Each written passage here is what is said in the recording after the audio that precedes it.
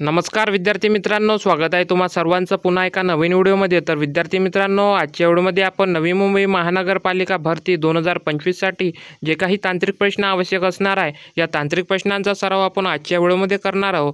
या अगोदर आपण 3 सराव प्रश्नसंच घेतलेले आहे, ते जर बघितले नसेल तर बघून घ्या, व्हिडिओच्या डिस्क्रिप्शनमध्ये लिंक दिलेली आहे। आणि त्याचबरोबर नवी मुंबई महानगरपालिका भरती या नावाने आपल्या चॅनलवर प्लेलिस्ट बनवलेली आहे। त्या प्लेलिस्टमध्ये तुम्हाला संपूर्ण व्हिडिओ मिळून जाईल। त्याचबरोबर मागील वर्षी जे काही प्रिव्हियस इयर क्वेश्चन पेपर असेल ते सुद्धा तुम्हाला त्या प्लेलिस्टमध्ये मिळून जाईल। तर चला आजच्या व्हिडिओला सुरुवात करूया। त्याआधी चॅनलवर नवीन आला असाल तर चॅनलला सबस्क्राईब करून घ्यायचा आहे आणि व्हिडिओला शेवटपर्यंत पाहायचा आहे। अशाच प्रकारचे प्रश्न हे परीक्षेमध्ये वारंवार रिपीट होत असतात, म्हणून या प्रश्नांचा सराव खूप गरजेचा असतो। तर चला आजच्या व्हिडिओला सुरुवात करूया।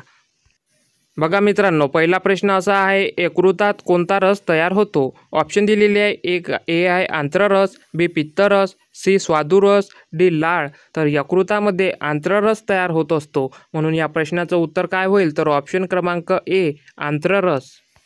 त्यानंतर बघा दुसरा प्रश्न काय दिलेला आहे, कोणत्या धातूमध्ये जास्त मोटार गाड्या असलेल्या शहरात हवेचे प्रदूषण निर्माण होते? ऑप्शन दिलेले आहे, ए तांबे, बी लोखंड, सी शिसे, डी क्रोमियम।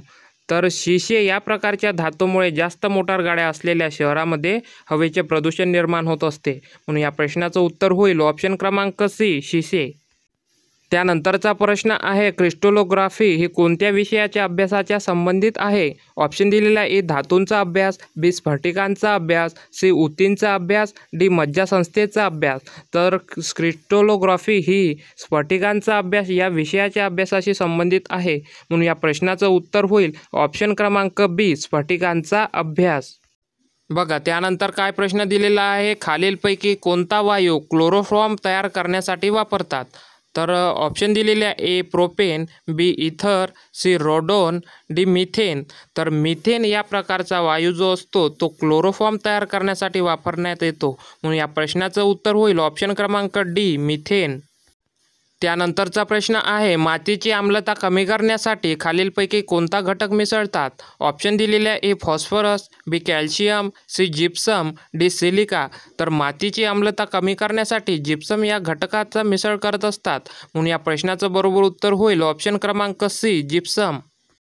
त्यानंतरचा प्रश्न आहे, युरिया या खतामध्ये नत्राचे प्रमाण किती टक्के असते? ऑप्शन दिलेले आहे, ए 26, बी 36, डी 46, डी 56। तर युरिया या खतामध्ये नत्राचे प्रमाण हे 46% असते, म्हणून या प्रश्नाचं बरोबर उत्तर काय होईल? तर ऑप्शन क्रमांक सी होईल 46%। त्यानंतर बघा चांदीची संज्ञा काय आहे? ऑप्शन दिलेले आहे, A SI, B AU, C AG, D FE। तर चांदीची संज्ञा AG अशी आहे, म्हणून या प्रश्नाचं उत्तर होईल ऑप्शन क्रमांक सी AG।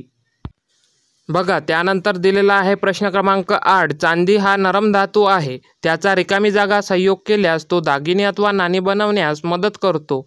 या प्रश्नाचे ऑप्शन काय दिलेले आहे? ऑप्शन दिलेले आहे, ए लोखंडाबरोबर, बी सोन्याबरोबर, सी ॲल्युमिनियम बरोबर, डी तांब्याबरोबर। तर चांदी हा नरम धातू आहे, त्याचा तांब्याबरोबर जर संयोग केला तर तो दागिने अथवा नाणी बनवण्यास मदत करत असतो, म्हणून या ठिकाणी या प्रश्नाचं बरोबर उत्तर काय होईल? तर ऑप्शन क्रमांक डी होईल तांब्याबरोबर। त्यानंतरचा प्रश्न दिलेला आहे, लाल मुंग्यांच्या आम्लामध्ये कोणते आम्ल असते? ऑप्शन दिलेले आहे, ए हायड्रोक्लोरिक आम्ल, बी लाल आम्ल, सी नायट्रिक आम्ल, डी फार्मिक आम्ल। तर लाल मुंग्याच्या आम्लामध्ये फार्मिक आम्ल या प्रकारचे आम्ल असते, म्हणून या प्रश्नाचं उत्तर होईल ऑप्शन क्रमांक डी फार्मिक आम्ल। त्यानंतरचा प्रश्न आहे, इथिल अल्कोहोलची संज्ञा काय आहे? संज्ञा ओळखायची आहे। ऑप्शन दिलेले आहे, C2H5OH, बी C2H4OH, सी नंबरचं ऑप्शन दिलेलं आहे C2H6OH आणि डी नंबरचं ऑप्शन दिलेलं आहे C4H2OH। तर इथिल अल्कोहोलची संज्ञा आहे ऑप्शन क्रमांक ए C2H5OH या प्रकारची इथिल अल्कोहोलची संज्ञा आहे, म्हणून या प्रश्नाचं उत्तर होईल ऑप्शन क्रमांक ए। त्यानंतर बघा पुढचा प्रश्न आहे, संगमरवर हे रासायनिकदृष्ट्या रिकामी जागा असते। ऑप्शन दिलेला आहे, एक sodium chloride, B calcium carbonate, C carbon, D methane. तर संगमरवर हे रासायनिकदृष्ट्या कॅल्शियम कार्बोनेट असते, म्हणून या प्रश्नाचं बरोबर उत्तर होईल ऑप्शन क्रमांक बी कॅल्शियम कार्बोनेट। त्यानंतर बघा प्रश्न क्रमांक 12, तेजस्वी आणि शुद्ध हिरा रिकामी जागा आहे। ऑप्शन दिलेले आहे, ए विद्युत वाहक, बी विद्युत दुर्वाहक, सी ज्वलनशील, डी यापैकी नाही. तर तेजस्वी आणि शुद्ध हिरा हे विद्युत दुर्वाहक आहे. म्हणून या प्रश्नाचं बरोबर उत्तर होईल ऑप्शन क्रमांक बी विद्युत दुर्वाहक. त्यानंतर आहे प्रश्न क्रमांक 13. कशामुळे दुधाचा रंग पिवळसर होतो? ऑप्शन दिलेले आहे ए कॅरोटीन, बी लॅक्टोज, सी नाइसिन, डी रायबोफ्लोविन. तर कॅरोटीन यामुळे दुधाचा रंग हा पिवळसर होत असतो. म्हणून या प्रश्नाचं बरोबर उत्तर होईल ऑप्शन क्रमांक ए कॅरोटीन. त्यानंतर आहे प्रश्न क्रमांक 14. दह्यामध्ये कोणते आम्ल असते? ऑप्शन दिलेले आहे ॲसिटिक आम्ल, बी सायट्रिक आम्ल, सी लॅक्टिक आम्ल, डी ब्युटिरिक आम्ल. तर दह्यामध्ये हे लॅक्टिक आम्ल असते. म्हणून या प्रश्नाचं बरोबर उत्तर होईल ऑप्शन क्रमांक सी लॅक्टिक आम्ल. त्यानंतर आहे प्रश्न क्रमांक 15. दुधाचे दही होणे यास कोणता बदल म्हणतात?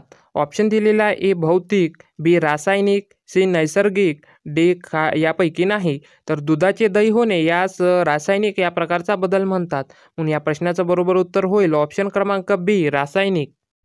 त्यानंतर आहे पुढचा प्रश्न, खाण्याचा सोडा म्हणजे काय? ऑप्शन दिलेला आहे A carbon dioxide, B sodium carbonate, C sodium bicarbonate, D sodium tricarbonate. तर खाण्याचा सोडा म्हणजे सोडियम बायकार्बोनेट. म्हणून या प्रश्नाचं बरोबर उत्तर काय होईल? तर ऑप्शन क्रमांक सी सोडियम बायकार्बोनेट. त्यानंतर आहे प्रश्न क्रमांक 17. पोलाद हे संमिश्र कशापासून बनवतात? ऑप्शन दिलेला आहे ए लोखंड आणि क्रोमियम, बी जस्ता आणि तांबे, सी लोह आणि कार्बन, डी ॲल्युमिनियम व मॅग्नेशियम. तर पोलाद हे संमिश्र जे आहे ते लोह आणि कार्बन यापासून बनवत असतात. म्हणून या प्रश्नाचं बरोबर उत्तर होईल ऑप्शन क्रमांक सी लोह आणि कार्बन. त्यानंतर आहे प्रश्न क्रमांक 18. रिकामी जागा या वायूमुळे 1984 साली भोपाळ येथे दुर्घटना झाली आणि अनेकांना आपला जीव गमवावा लागला. ऑप्शन काय दिलेले आहे? ऑप्शन दिलेले आहे A methane, B phosphorus pentoxide, C krypton, D methyl isocyanide. तर मिथाईल आयसोसायनाईड या वायूमुळे जो 1984 साली भोपाळ येथे दुर्घटना झाली होती आणि त्या ठिकाणी अनेकांना आपला जीव गमवावा लागला. म्हणून या प्रश्नाचं उत्तर काय होईल? तर ऑप्शन क्रमांक डी मिथाईल आयसोसायनाईड. त्यानंतर आहे प्रश्न क्रमांक 19. फॉस्फरसचे रासायनिक गुणसूत्र खालीलपैकी कोणते? ऑप्शन दिलेले आहे ए H3M9O4, बी H3CO4, C H3SO4, D H3PO4. तर फॉस्फरसचे रासायनिक गुणसूत्र आहे H3PO4. म्हणजेच ऑप्शन क्रमांक डी या प्रश्नाचं बरोबर उत्तर होईल ऑप्शन क्रमांक डी. त्यानंतर आहे प्रश्न क्रमांक 20. मानवी शरीरात स्नायूंच्या जोड्यांची संख्या किती? ऑप्शन दिलेले आहे ए 250, बी 305, सी 500, डी 305. तर मानवी शरीरामध्ये स्नायूंच्या जोड्यांची संख्या ही 250 इतकी आहे. म्हणून या प्रश्नाचं बरोबर उत्तर होईल ऑप्शन क्रमांक ए 250. विद्यार्थी मित्रांनो, व्हिडिओ कसा वाटला नक्की कळवा आणि व्हिडिओ जर आवडला असेल तर व्हिडिओला लाईक करत चला आणि चॅनलला सबस्क्राईब करा. आपण अशाच प्रकारचे प्रश्न हे तुमच्यासाठी घेऊन येत राहतो. तर चला भेटूया पुढच्या एका नवीन व्हिडिओमध्ये. तोपर्यंत धन्यवाद.